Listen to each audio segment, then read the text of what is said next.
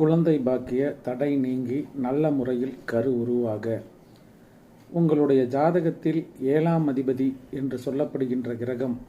5ஆம் இடத்தில் நின்றாலோ அல்லது சுக்கிரன் 5ஆம் வீட்டில் இருந்தாலோ செவ்வாய் பகவான் 5ஆம் வீட்டில் இருந்தாலோ